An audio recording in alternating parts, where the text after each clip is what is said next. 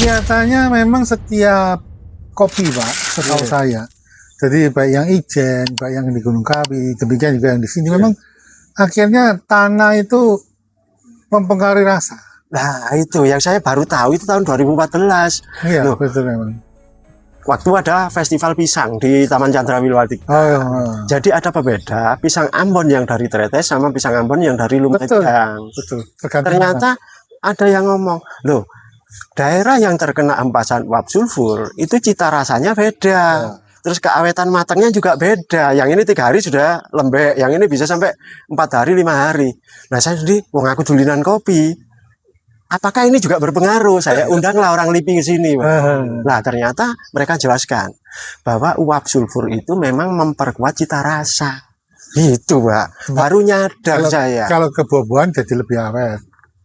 Iya, terus aromanya ini segernya itu loh, Pak. Yang jadi pembeda di situ. Ini kalau sulfur kena pisang, segernya pisang, manisnya pisang beda. Kena madu juga beda. Lah, ini kena kopi. Saya coba, Pak, ada kopi dari daerah A misalnya. Saya coba. Iya, ini belum saya minum. Gini kok segernya beda, Pak. Itu. Aromanya lebih terasa. Iya. Nah, itu baru saya nyadar itu, saya beritahu teman-teman, ya apa kita bikin kelompok karena kita punya daerah ini unik, dia bilang gitu. Nah, ini kalau kita jangankan mana itu teman-teman yang di dunia di negara lain, dia punya geisha. Ini bukan kopi luwak loh, mereka bisa jual per kilonya 6 juta. Memang. Nah, kita ini kalau jadi kopi luwak yang kena hempasan uap sulfur, gimana kira-kira? Nah, inilah motivasi dari teman-teman akhirnya. Ilmu Ayo, iya. marketingnya jalan gitu. Ayo. Nah, apa itu Pak? Kendala kami itu teman-teman di sini anak-anak muda tidak ada yang mau tani. Jadi bapak-bapak Mbak ini tani. Repotnya petani di Indonesia sih itu. Iya. Padahal kalau di Jepang, Pak, yang namanya petani itu lebih dihargai daripada profesor. Iya. Nah, anak mudanya tidak begitu tertarik. Nah, ini yang jadi kendala di sini. Jadi kopi ledug bisa branded misalnya. Tapi untuk kapasitas besar kami nggak nuntut. Ya, selalu gitu. Lah, itu yang repot. Usia ya. Iya. Nggih, mbah-mbah, bapak, yang anak-anaknya pilih kerja nggak masuk. Pilih kerja di hotel, pilih kerja di pabrik, Pak. Saya itu lucu. Ya apa ya? Kita punya satu daerah yang uniqueness, kita punya varietas kopi yang endemik sini, misalnya. Rasanya juga beda dari wilayah lain. Tapi ketertarikan anak-anak mudanya kurang. Nah, ini loh. Itu salah budaya, Pak. Iya. Penghargaan terhadap petani itu sangat kurang. Nah, itu. Karena beda sama Jepang. Jepang, Cina itu sangat menghargai petani.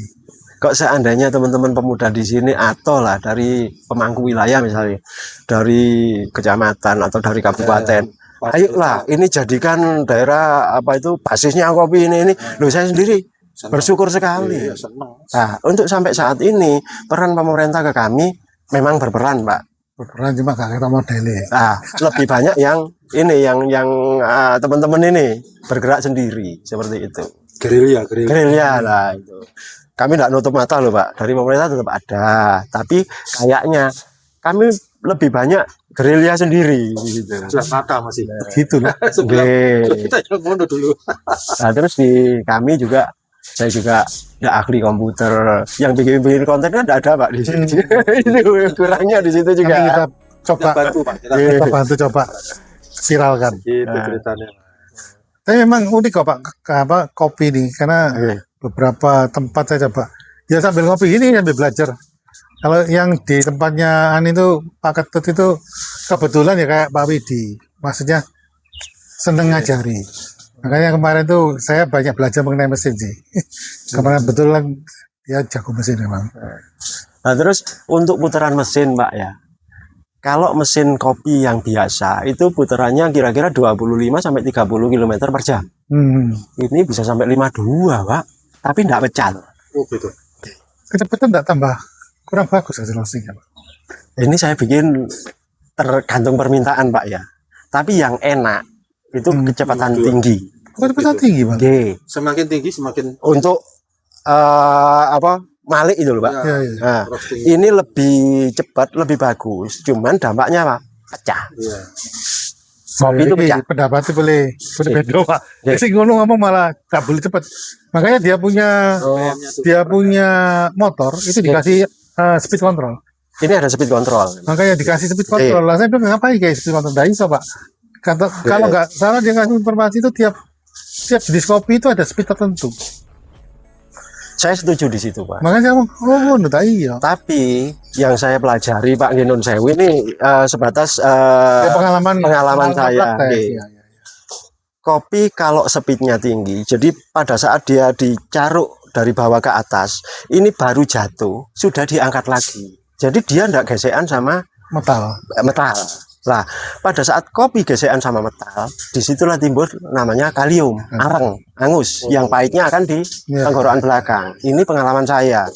Tapi bagi pegiat kopi yang lain mungkin kan punya pengalaman sendiri. Saya tidak mencari pembenaran, tidak. Tapi berdasarkan pengalaman saya.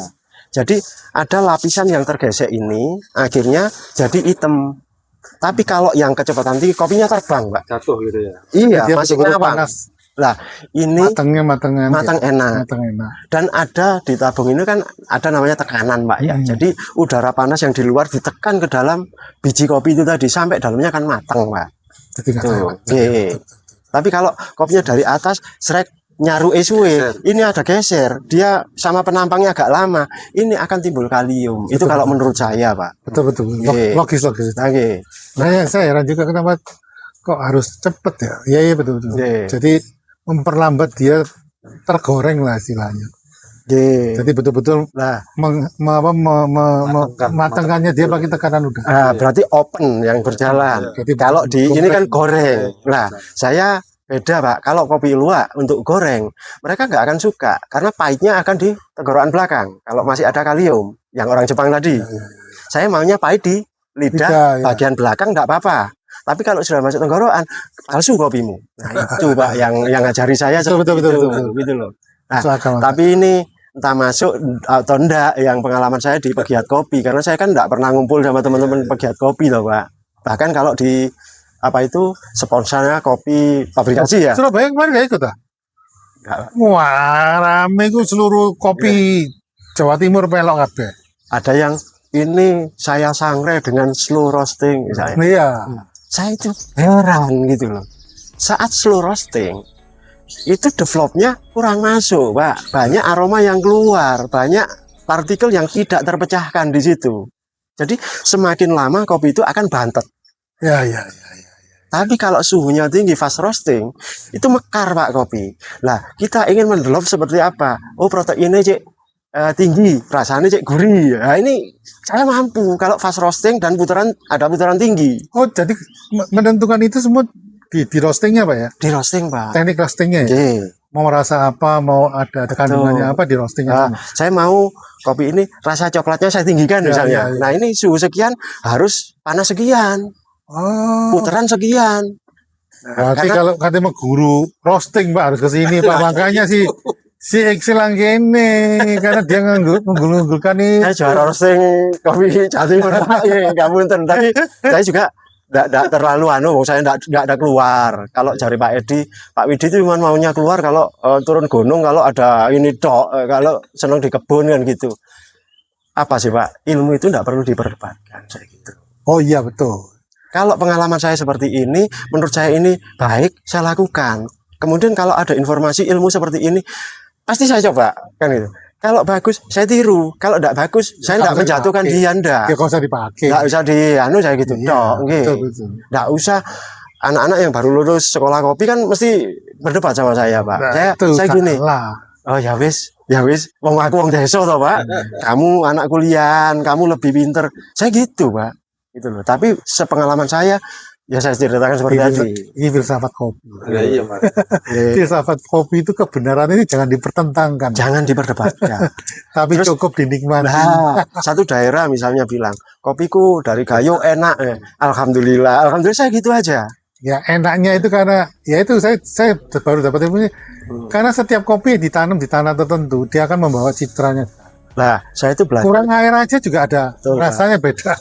Kalau enak dan gak enak itu tergantung selera pasar. Betul. Misalnya gini, gradernya Sampurna, ada tukang campur tembakau Pak, ada gradernya gudang garam. Saya sekolah di sana, padahal itu bukan bidang kopi loh Pak. Saya tanya, Mas, sampai nek nyampur ini apa sih resepnya? Saya harus berguru ke pasar. Rokok ini akan saya jual ke Sumatera misalnya. Berarti saya harus olahnya seperti ini. Rokok ini saya kejual ke Papua misalnya. Daerahnya seperti itu Pak yang dia. Sampai akhirnya saya belajar dari Sampurna dan dari gudang garam. Grader ini kan macam-macam lah Pak. Nah akhirnya saya wis gini aja. Saya enggak, supaya saya bisa terima lah. Otak saya ini kan otak wong desa. Kalau di Samsu punya Sampurna, kalau gudang garam Surya toh Pak. Ternyata Surya itu bisa dinikmati mulai ujung barat sampai ujung timur. Samsu universal. Enggak semuanya Pak. Berarti kalau dibilang pinter-pinteran ya Surya. Iya, marketnya gede. Iya, dia bisa di daerah panas, bisa di daerah dingin, bisa di daerah pantai. Ini orang berarti kan hebat. Saya sekolah di sana untuk kopi ini. Betul. Akhirnya saya diajari, Mas Widi kalau bikin kopi daerah panas misalnya, itu nek gak pahit jari ini kopi ini palsu kan gitu. Yeah. Saya pakai untuk robusta aja 6 campuran Pak. Sama-sama robusta. Karena robusta KT sama robusta PB sama robusta Tugusari misalnya, ini rasanya sudah beda Pak. Nah, kita ngomong robusta bisa bermacam-macam pola sih kayak apa Pak? Sudah silangan Pak. Oh silangan. Oke. Tapi jadinya tetap robusta. Robusta. Oke. Cuma bedanya adalah di apanya? Misalnya gini, robusta ini ada robusta lokal peninggalan dari zaman Belanda misalnya Pak, disilang sama robusta yang dari Puslit. Nah keluarnya jenis ini lagi. Nah ini rasanya sudah beda Pak, tapi lebih unggul, lebih besar-besar, lebih tahan penyakit. Tapi kalau dari rasa, pahitnya sudah agak kurang, karamelnya kurang. Nah ini saya blend sama yang kopi kecil. Makanya saya punya 8 desa ini sebagai pencampur. Untuk ngoplosnya ya? Untuk ngoplos. Jadi, tapi yang nyampurnya robusta dengan robusta tipenya beda-beda. Betul. Gak bisa robusta campur Arabica. Oh, gak bisa Pak. Beda sudah. Jadi kalau jalan iki pesawat, iki kapal laut beda. Tapi kalau blended robusta misalnya, pesawat F-16 sama ini masih bisa. Ya, satu rumpun. Cuma berbeda saja. Nah, terus satu jenis kopi misalnya saya nanam robusta PB, saya tanam di desa ini. Ini saya pakai rumus yang sama. Suhu sekian, putaran sekian, pahitnya lebih tinggi. Tapi yang robusta sama jenisnya tapi dari Taman Safari, itu pahitnya nggak terlalu tinggi. Tapi karamelnya muncul. Lebih kerasa. Akhirnya saya belajar selama mulai tahun 2012 sampai sekarang ini masih belajar Pak saya Pak. Ketemu blendnya yang paling disenangi ini. Akhirnya saya bilang, Pak Widi keluarnya hanya medium. Sementara ini pasarnya yang banyak medium. Tapi jangan minta leg atau minta medium to dark, kami bisa kan gitu. Tapi yang rata-rata yang permintaan medium. Jadi campuran ini medium Mbak. Jadi punya saya ini medium. Medium. Nah ini enggak dari satu klon kopi robusta jenis PB tok enggak. Ya, ada Tugusarinya sekian kilo gini Mbak. Nah ini masuk dalam kalau sudah matang di blend, gorengnya dewe Pak. Gorengnya sendiri ya? Harus sendiri Pak. Jadi ngoplosnya pada saat sudah selesai. Sudah selesai, baru dimasukin buang ini kan ngoplos lagi saya Pak. Jadi area PB harus suhu sekian, masuk harus suhu sekian, nanti putaran sekian baru matang. Goreng lagi 10 kilo lagi. Nah ini ada 8 Pak yang untuk robusta. Makanya kalau mau jipak kopi ledug agak susah. Tapi rasa ini bisa dinikmati dari timur sampai barat Indonesia. Terima kasih Pak Widi atas kesempatannya untuk mengguru kopi ledug. Sama-sama. Tapi ada sesuatu yang luar biasa ini di kopi ledug ini. Saya baru ngerti kalau kopi ledug ini spesial di karamelnya ada. Ya kan? Mocha karamel. Mocha karamelnya ada. Ya, dari beberapa tempat yang saya kunjungi kelihatannya kopi ledug yang cedak teko Surabaya malah saya sekarang lah nemen. Tahu. Ya Pak, orang ngerti ya sekarang. Saya bilang waduh, keleduk lah tretes ke ini saya ngomong. Tapi itu luar biasa Pak. Cuman yang saya agak sayangkan tadi pemerintah daerah dianggap ikut tapi tidak ada dampaknya itu loh yang membuat saya agak iki kepiye itu.